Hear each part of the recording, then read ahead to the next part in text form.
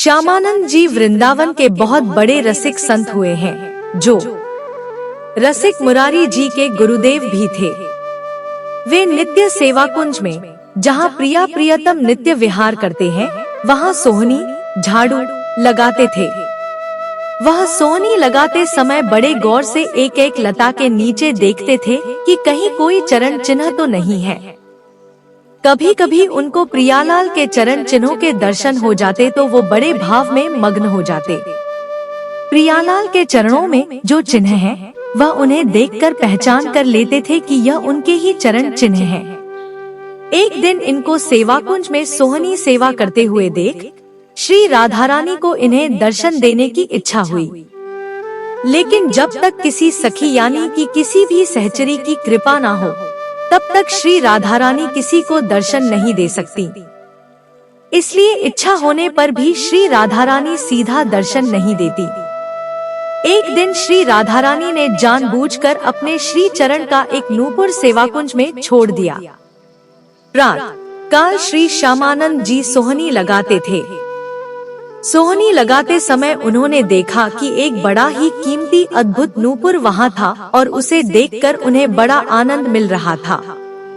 उन्होंने विचार किया किसी नवविवाहिता वधू का होगा और सोचा कि अगर वो ढूंढने आएगी तो दे देंगे। ऐसा सोचकर उन्होंने नूपुर को अपनी पगड़ी में बांध लिया और वापस सोहनी लगाने लगे। श्री राधा रानी ने श्री ललिता जी से कहा कि ये मंगला के आभूषण संभाल कर रखो। तो ललिता जी ने कहा, प्यारी जू, आपके एक श्री चरण का नूपुर तो इसमें है ही नहीं। श्री राधा रानी ने जानबूझकर उसे गिराया था क्योंकि श्यामानंद जी पर किसी सखी की कृपा होना बाकी था। इसलिए श्री राधा रानी ने ललिता जी से कहा, जाओ देखो सेवा कुंज में किसी लता के नीचे तो नहीं गिर गया। ललिता जू ने खोज प्रारंभ की तो देखा कि श्री श्यामानंद जी सोहनी लगा रहे हैं और राधा राधा नाम जप रहे हैं। ललिता जी ने विचार किया, मैं अपने स्वरूप में जाकर इनसे नूपुर मांगूंगी तो अच्छा नहीं रहेगा। इसलिए वो साधारण वेश में गई और कहने लगी कि बाबा, यहाँ सोहनी लगाते हुए कोई नूपुर तो नहीं मिला? यदि मिला हो तो मुझे दे दीजिए। ललिता जी साधारण वेश में गई थी। उन्हें देखकर श्यामानंद जी बोले, वो नूपुर तुम्हारा तो नहीं हो सकता। ललिता जी बोली, मेरा नहीं, मेरी बहू का है, लाओ मुझे दे दो। बाबा बोले, नहीं, मैं ऐसे तुम्हें नूपुर नहीं दे सकता।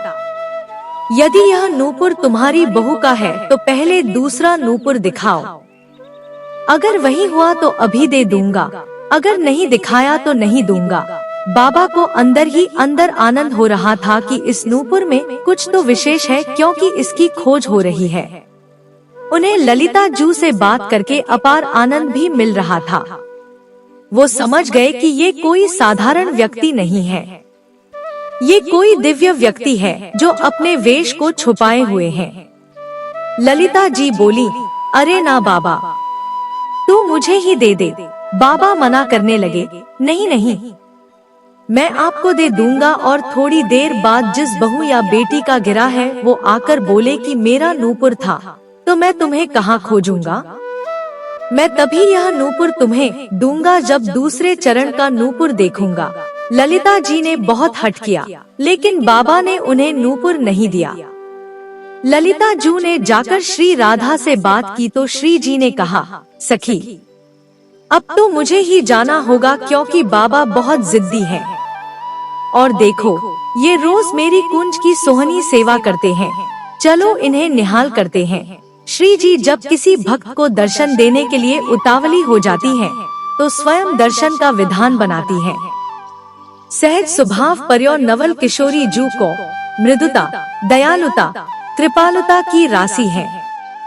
श्री ध्रुवदास जी के वचन। श्री राधा रानी और ललिता जी श्यामानंद जी के पास आईं। ललिता जी ने बाबा से कहा, इनके चरणों की तरफ देखो, वो ही नूपुर है ना? ऐसा ही नूपुर तुम्हारे पास है ना? बाबा ने नूपुर देखा और कहा, हाँ वही है। यह कहते हुए और श्री जी की करुणा देख वह उनके चरणों में साष्टांग लौट गए। बाबा ने इशारा किया कि मैं बांध दूं। श्री जी ने हाँ में सिर हिलाया। बाबा ने श्री जी के चरणों में नूपुर बांधा और श्री जी ने अपना हाथ श्यामानंद महाप्रभु जी के मस्तक पर रखा। श्री जी श्यामानंद जी को दुलार करने लगी कि मेरी कुंज की सोहनी लगाने वाली ये मेरी सखी है। श्री जी बहुत प्रसन्न थी। बाबा फिर उनके चरणों में लौट गए। इस पर बाबा ने जो नूपुर बांधा था उसी को झनकारते हुए श्री जी ने बाबा के मस्तक पर उसे रखा तो नूपुर की दिव्य छाप श्यामानंद महाप्रभु जी के मस्तक पर पड़ गई। अब तो वो प्रेम मग्न होकर भाव में डूब गए। कुछ समय बाद बाबा अपने गुरुदेव श्री हृदयानंद जी के पास आए तो उन्होंने श्यामानंद जी के मस्तक पर छाप देखकर कहा, ये संप्रदाय के विरुद्ध छाप कैसे लगा ली? जो हमने दी है वो तो लगाई नहीं। उन्होंने कहा, गुरुदेव, यह मनमुखी छाप नहीं है, यह छाप इष्टदेव ने लगाई है। हृदयानंद जी ने सोचा यह बहाना बना रहा है और उन्हें डांट कर कहा, इसे शीघ्र धो लो। श्यामानंद जी ने आज्ञा मानते हुए बहुत धोया, रगड़ के छाप साफ की, पर श्री जी की लगाई हुई छाप कैसे छूट सकती थी? हृदयानंद जी ने समझा कि उन्होंने ठीक से नहीं धोया और बोले, इधर आओ। और उन्होंने रगड़ के इतना घिसा कि श्यामानंद जी के मस्तक से रक्त निकलने लगा, लेकिन छाप फिर भी नहीं छूटी। तब वो सहम गए और कहा, सत्य कहो, क्या ये श्री जी की लगाई हुई छाप है? श्यामानंद जी ने हाँ में उत्तर दिया। हृदयानंद जी कहने लगे, धन्य है तुम्हारा जीवन। मुझे अब विश्वास हो गया कि श्री जी ने तुम्हें स्वीकार कर लिया है। पर फिर हृदयानंद जी ने कहा, फिर भी हम ये मानेंगे कि तुमने हमारे तिलक की जगह छाप लगाई, इसलिए ये अपराध है। इसलिए हम वैष्णव समाज में इसका दंड निर्धारित करेंगे। गुरुजनों की बड़ी विचित्र लीला होती है। श्यामानंद जी के हृदय में आया कि गुरुदेव, आपकी कृपा से ही तो मुझे श्री जी ने सहचरी भाव दिया है और यह छाप लगाई है। श्री जी ने अपने नूपुर की छाप देकर मुझे अपने परिकर में मिला लिया। श्यामानंद जी का दंड निर्धारित करने के लिए वैष्णव समाज की सभा बुलाई गई। तभी श्री कृष्ण के सखा सुबल प्रकट हुए और उन्होंने पूरी वैष्णव मंडली के बीच में कहा, मैं साक्षी देता हूँ कि इन्होंने अपने आप से छाप नहीं लगाई। स्वयं श्री राधारानी जी ने प्रकट होकर छाप लगाई है। सुबल इतना बोलकर पास के ही एक तमाल वृक्ष में समा गए। तत्काल दिव्य वाणी हुई, हृदयानंद जी अब तो विश्वास कर लें कि तुम्हारा शिष्य वहाँ पहुँच चुका है जहाँ तुम्हारी भी पहुँच नहीं है। वह श्री जी के निज परिकर में मिल चुका है। अब हृदयानंद जी सहम गए और सारी बात मान गए। लेकिन अब उनका हृदय जलने लगा कि उनसे अपने शिष्य के प्रति गलती हो गई। वैष्णव जनों ने कहा, देखो हृदयानंद जी, आपने हम सबको श्यामानंद जी को दंड देने के लिए एकत्रित किया था, लेकिन आज हम आपके ऊपर दंड लगा रहे हैं क्योंकि आपने गलत किया। अपने शिष्य के माथे को इतना रगड़ा कि मस्तक से रक्त प्रवाह होने लगा और वह कहते रहे कि छाप श्री जी ने ही लगाई है, फिर भी आप नहीं माने। आखिर तमाल वृक्ष से सुबल सखा को प्रकट होकर गवाही देनी पड़ी और अब दिव्य वाणी भी हुई है, हम आपको क्षमा नहीं करेंगे। इसके प्रायश्चित के लिए आप 12 दिनों तक संतों का भंडारा करवाएं और अखंड कीर्तन एवं भगवत चर्चा करवाएं। यही आपका दंड है।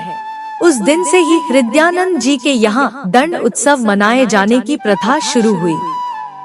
श्यामानंद जी तत्काल समस्त वैष्णव जनों के समक्ष खड़े हुए और उन्होंने हाथ जोड़कर कहा कि गुरुदेव को जो दंड दिया गया है उसे मैं स्वीकार करता हूँ।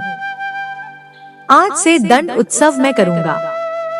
यह मेरा अहोभाग्य है और शायद गुरुदेव यही करवाना चाहते थे, इसीलिए उन्होंने यह लीला की। इससे हम यह देख सकते हैं कि शिष्य में अब भी अपने गुरु के प्रति दोष नहीं आया। वहाँ उपस्थित वैष्णव जनों ने कहा, धन्य हो तुम श्यामानंद जी, धन्य है तुम्हारी गुरु भक्ति। यह कहकर संतों ने श्यामानंद जी को स्वीकृति दे दी। श्यामानंद जी ने बड़े उत्साह से 12 दिनों तक उत्सव मनाया। यद्यपि वह दंड एक बार के लिए था, पर उसे प्रतिवर्ष मनाया जाने लगा।